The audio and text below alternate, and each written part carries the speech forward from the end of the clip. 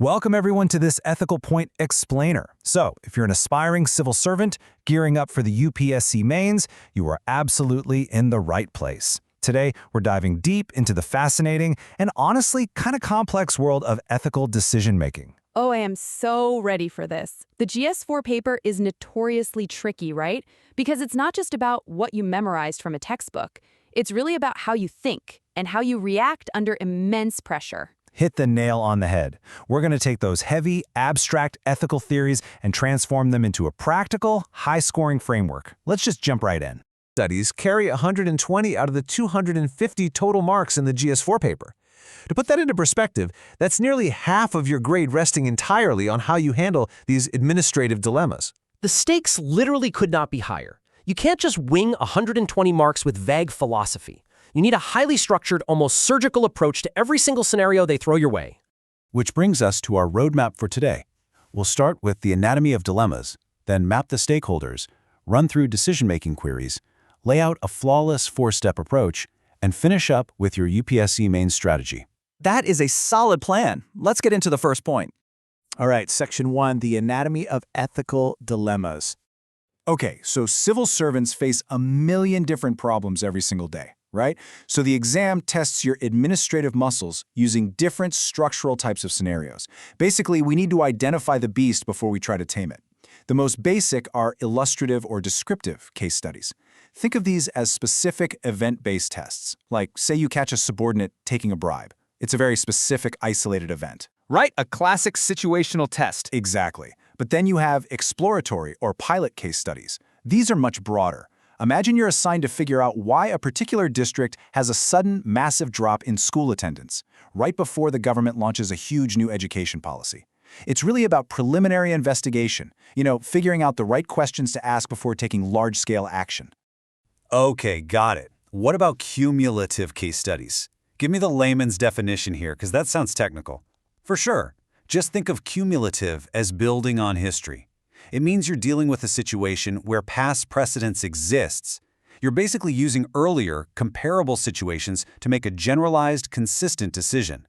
So, if 10 officers before you handled a specific land dispute a certain way, you accumulate that historical data to guide your current standardized ruling.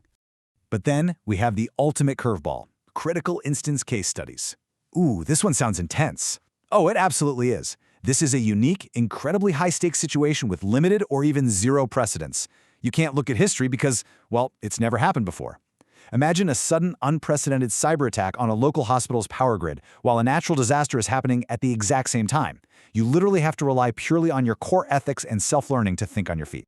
Okay, so regardless of the exact type of case study, what actually causes the ethical friction? Like, why are these so hard to solve? It usually boils down to three really common dilemmas. First up, significant personal cost. Doing the right thing might mean losing your job, or worse, facing threats to your family. Second is conflicting ethical values. You want to be completely transparent with the public, but you swore an oath of secrecy. So which one wins? Right. Or what about resource shortages? Every single person has a genuine claim for government aid, but you only have half the money you actually need. Exactly. Or consider extending a government contract to a highly qualified relative. It might seem super efficient to you, but it violates competition rules and totally damages public trust. And listen up, because the UPSC loves to test you on this next concept, the conjoint ethical dilemma. Conjoint meaning joined together? You got it. It's a mixed situation. You aren't just facing one neat little problem. You're simultaneously facing conflicting ethical values and a significant personal cost. For example, whistleblowing on a corrupt cabinet minister. You are balancing transparency against departmental loyalty while also risking your own career and safety. It's a multi-layered nightmare for the officer. But honestly, It's an absolute goldmine for an examiner grading your paper. Moving right along to Section 2, mapping the key stakeholders. Whenever you read a case study, you should physically map out these 5 groups right in your margins. For the political executive, your absolute core consideration is political neutrality and nonpartisanship. And for relatives, I'm guessing it's about preventing any misuse of power while still ensuring their safety? Spot on. Now, notice the really positive traits under citizens: transparency, accountability, and compassion. For intra-civil service, meaning your colleagues, it's all about team spirit and fostering a transparent work culture. Unethical conduct here wastes public funds and just destroys team morale. And finally, society at large, where you hold a massive overarching responsibility.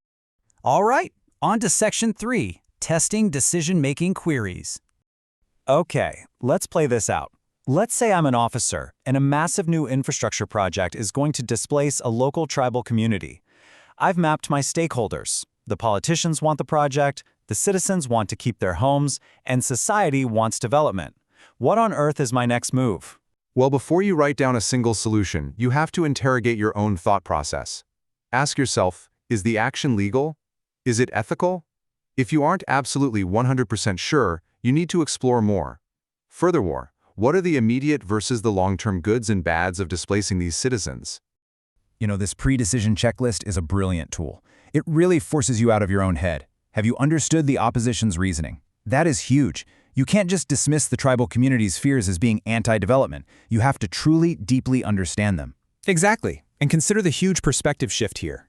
Would you accept being on the receiving end? That is the ultimate test of empathy in public administration. Right. Like, if someone bulldozed my house to build a highway, how would I want to be treated, compensated, and spoken to? These queries systematically dismantle any personal bias you might be holding on to. Which brings us to Section 4, the 4-step case study approach. Okay, this framework is pure gold for structuring an answer. Step 1, introduce the case and highlight the core ethical considerations. You got to start strong. Step 2, list out the stakeholders and their interests, exactly like we mapped them out earlier. Step 3, dive deep into the detailed issues, socio-cultural, legal, environmental, the whole shebang. And finally, Step 4, don't just analyze it, solve it. Take specific initiatives to address the problem, balancing those competing stakeholder interests, and write a really solid forward-looking conclusion. Seriously, this 4-step approach is basically a cheat code to make sure you literally do not miss a single mark. Finally, let's wrap up with Section 5, UPSC answer writing strategy and value add. Because, look, it's simply not enough to just know the 4 steps. You need to elevate your answer to really stand out from the crowd. When you analyze a case, explicitly identify if there's an intimidation threat, say a local mafia threatening your life, or a familiarity threat, like being way too lenient on a contractor you've known for years. Using these specific technical terms shows the examiner you actually know your theory. Oh, and using case laws for legal reasoning, that brilliantly bridges the gap between your GS2 governance paper and your GS4 ethics paper. Precisely. Quote the code of ethics explicitly. And I absolutely love this point about decreasing power distance. Basically, if you're a district magistrate dealing with an angry public, step down from that authoritative pedestal to negotiate effectively on their level. Now here is a massive exam tip everyone should be writing down right now. When laws and ethical dilemmas conflict, always give preference to morals, which are universal in nature. Yes, this is exactly how you mathematically resolve moral distress. If a rigid, arguably outdated procedural rule says a starving person without a specific ID card cannot get rations, the universal moral of compassion and the fundamental right to life must absolutely take precedence over procedural rigidity. Remember, civil servants are there to serve humanity, not just to serve paper.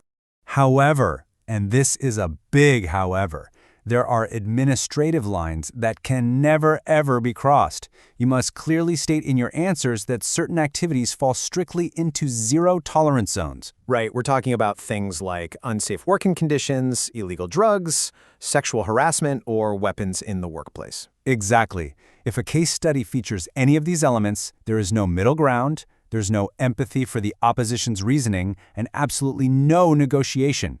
Your answer has to demonstrate immediate, decisive, and uncompromising action. A true decision-maker never compromises on zero-tolerance issues. Wow, this has been incredibly insightful. We've gone from understanding the raw anatomy of an exploratory dilemma right down to the exact phrases and zero-tolerance zones to use in the actual mains exam. It really is a lot to take in. As we wrap up this explainer, I want to leave you all with a question. When facing your next conjoint dilemma, will you merely follow blind procedural compliance, or will you champion universal morals to truly serve society? Your answer to that question isn't just worth 120 marks, it's the entire foundation of being a great civil servant. Thank you so much for joining us on Ethical Point. Keep analyzing, keep questioning, and keep serving.